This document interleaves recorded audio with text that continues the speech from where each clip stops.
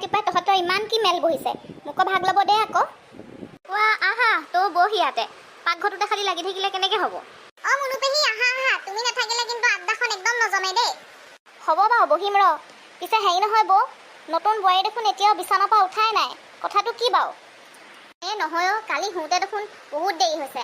আমাৰ ৰিচিপশ্যনচোন শেষ হওঁতে দেৰি হৈছে। এতিয়া ভাগৰ লাগিছে, শুব দে আৰু। এনেও বিয়া বুলি টোপনি ক্ষতি নহয়। হ'লেও আৰু উপায়, অঙহী বঙহীৰে ভৰা ঘৰখনত নতুন বোৱাৰীজনী ইমান দেৰিলৈকে শুই থাকিলে অকণো ভাল নেদেখি দেই। পিছে হেৰি নহয় পেহী, তুমি চাহ বনাই থকা নাছিলা জানো পাকঘৰত? হ'ল নেকি বাৰু? হ'লে মই যাওঁ আৰু আনোগে। হৈছে আৰু ৰ, মই ভণ্টি পেহীকে দি থৈ যাবলৈ কৈছোঁ, আহিছে ৰ। গুড মৰ্ণিং চুইটহাৰ্ট, উঠিলা হ'বলা তুমি? উঠিলো। পিছে ইমান দেৰি হ'ল মোৰ শুই উঠা আজি, তাকো প্ৰথম দিন এইখন ঘৰত। তুমিনো মোক সোনকালে জগাই নিদিলা কিয়? এতিয়া দেখোন মোৰ বাহিৰত ওলাই যাবলৈ কিবা ভয়হে লাগিছে। চিন্তা কৰিবলৈ একো নাই, তুমি ফ্ৰেছ হৈ বিন্দাছ ওলাই আহা। মোৰ মা আছে নহয়, সকলো চম্ভালি ল'ব, তুমি চিন্তা কৰিব নালাগে। আমাৰ নবোৱাৰী উঠিলা হ'বলা, আহা ইয়াতে বহাহি। বোৱাৰী আহা আহা। পিছে আইজনী, তুমি বহুত সোনকালে সাৰ পালা দেই। আৰু অলপ দেৰি শুব লাগিছিলে ন? কি দৰকাৰ ইমান সোনকালে উঠিব? এই নহয় মাজনী, তই যাচোন বৌলে কফি একাপ লৈ আহ। হেৰি নহয় বাইদেউ, আমাৰ চবৰ কাৰণে চাহ আৰু বোৱাৰীৰ কাৰণে যে কফি, কথাটো কি বাৰু? নহয় আমাৰ বোৱাৰীজনীয়ে চাহ নাখায় নহয়। হেৰি নহয় বৌ, তোমাক এটা কথা কৈ থ'লোঁ কিন্তু, তুমি যদি এনেকৈ নতুন বোৱাৰীজনীক ইমানকৈ লাই দি থাকা, পিছত যেতিয়া মূৰৰ ওপৰত উঠিব তেতিয়া গম পাবা, একদম চম্ভালিব নোৱাৰিবা। চাচোন নতুন ঘৰখনত আহিয়ে কেনেকৈ নাক মাৰি মাৰি শুই আছে 8টা বজালৈকে, আৰু শুই উঠিয়ে আহি গৈছে ডাঙৰ মানুহৰ মাজত লেকচাৰ দিবলৈ। ইমানখিনি শিষ্টাচাৰো নাই নে কি বাৰু? এনেইহে আজিকালি ল'ৰা ছোৱালীবোৰ পঢ়া শুনা কৰা, কিন্তু ব্যৱহাৰ পাতিবোৰ হ'লে একদম বেয়া। নহয় মই আমাৰ ৰাজক কৈছিলোঁ বোৱাৰী শুই উঠিলে আমাৰ ইয়ালৈকে পঠাই দিবলৈ। অকলে অকলেনো কি কৰিব তাই? নতুনকৈ আহিছেহে, একো দেখোন চিনিও নাপায় ঘৰখনত। পিছে হেৰি নহয় বোৱাৰী, তুমি খানা চানা বনাব জানানে নেজানা? আৰু ঘৰৰ কাম বন কৰা নে নকৰা? অলপ চলপ ঘৰৰ কাম কৰোঁ আৰু, কিন্তু ৰান্ধিব চান্ধিব নাজানো ভালছে। কি তুমি সঁচাকৈ ৰান্ধিব নাজানা? নহয়, আচলতে বাহিৰে বাহিৰে থাকোঁতে সময়ে নাপালোঁ ন শিকিবলৈ। ঘৰতচোন থকাই নহ'ল, ডাঙৰ হোৱাৰ পিছৰ পৰা হোষ্টেলতে থাকিলোঁ। একো নাই, চিন্তা নকৰিব, মই শিকি ল'ম।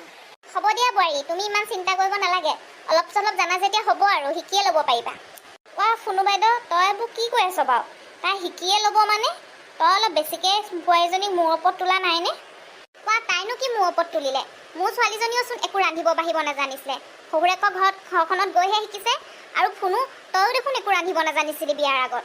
কিন্তু হ'লেও আৰু বৌ, তুমি যদি এতিয়াই তাইক মূৰ ওপৰত উঠাই দিয়া, তেন্তে কেনেকৈ হ'ব বাৰু? মই ৰান্ধিব নাজানো বুলি মোৰ শাহুমাই কি কম কথা শুনাইছিলে নেকি? মই দেখোন ৰান্ধিব বাঢ়িব চবেই জানিছিলোঁ, তাৰপিছতো মোৰ শাহুমাই কি কম কথা শুনাইছিলে নেকি? অমুকটোহে নোৱাৰা, তমুকটোহে নোৱাৰা, এইটোহে হোৱা নাই, আজি বোলে আঞ্জাত নিমখহে হোৱা নাই। তুমিও তোমাৰ মাৰ লগত মিলি কম জ্বলাইছিলা নেকি মোক? প্ৰতিটো কথাতে দেখোন খুট উলিয়াইছিলা। বৌ, তুমি কি এতিয়াও সেইবিলাক কথা মনত ৰাখি বহি আছা নে কিনো বাৰু? যোৱা কথা গুচিল ন?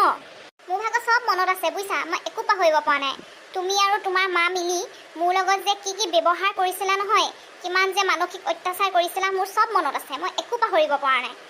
এতিয়া সেই পুৰণা কথাবোৰ উলিয়াই কি লাভ আছে কোৱাচোন বাৰু বৌ? সেইটোৱে নতুন বোৱাৰীজনীৰ আগত এইবিলাক কথা কিয় ক'ব লাগে বাৰু? লাভ আছে বুজিছা, লাভ আছে।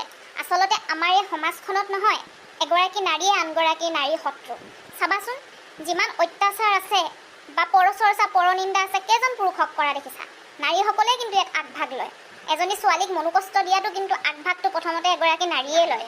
আমাৰ সমাজৰ মহিলাসকলৰ মেণ্টেলিটিটো কেনেকুৱা হৈছে জানা? যে মই শাহুমাৰ পৰা অত্যাচাৰ পালোঁ, তাৰমানে মই মোৰ বোৱাৰীজনীকো অত্যাচাৰ কৰিম। মোৰ শাহুমাই মোক যিখিনি মনোকষ্ট দিছে বা যিখিনি সুবিধা দিয়া নাই, যিবিলাক কৰিবলৈ দিয়া নাই, আমি ভাবি লওঁ আমি আমাৰ বোৱাৰীজনীকো কৰিবলৈ নিদিওঁ। মানে আমি যদি পাৰিছোঁ কষ্ট কৰিব, তহঁতি কিয় নোৱাৰিবি? সেই মনোভাৱটোৱে আমাৰ সমাজখন ধ্বংস কৰিছে।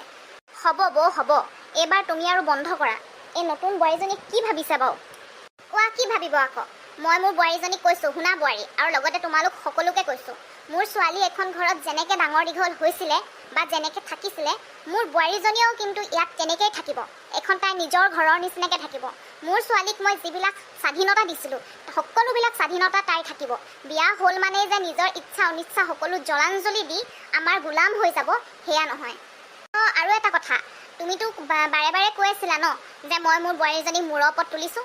মই তাক মূৰৰ ওপৰত তুলিছোঁ। মই তাইক মৰম কৰি কৰি মৰম আকলুৱা কৰি মূৰৰ ওপৰত তুলিব বিচাৰোঁ। কিয় জানানে? কাৰণ মোৰ ছোৱালী এখন ঘৰত তাইৰ কিবা পচন্দ বা অপচন্দ হ'লে মুখ ফুটাই আমাৰ আগত প্ৰকাশ কৰিছিলে, মোৰ লগত কাজিয়া কৰিছিলে। ময়ো বিচাৰোঁ মোৰ বোৱাৰীজনী পচন্দ অপচন্দই এখন ঘৰত মৰ্যাদা পাক, তাইও মুখখন ফুটাই কওক। মোৰ যদি কিবা ভুল হয় তেনেহ'লে তাই সেইটো আঙুলিয়াই দিয়ক।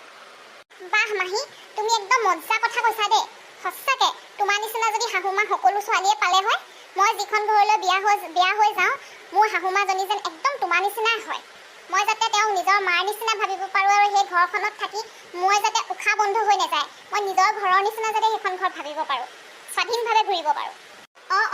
এজনী ছোৱালীক যেতিয়া বিয়া পাতি এখন ঘৰলৈ উলিয়াই দিয়া হয়, তেনেহ'লে তাই ইমান দিনে জন্মৰে পৰাই চিনাকি আপোন মানুহবিলাকক এৰি এখন নতুন ঘৰক আঁকোৱালি লয় কিমান আশা আৰু হেঁপাহেৰে।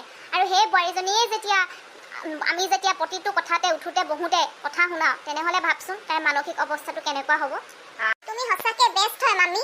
মই সঁচাকে বহুত ভয় খাই আছিলোঁ, নতুন ঘৰখনত গৈ কি হ'ব, কেনেকুৱা হ'ব, মানুহবোৰ বা কেনেকুৱা হ'ব, শাহুমাজনী বা কেনেকুৱা হ'ব।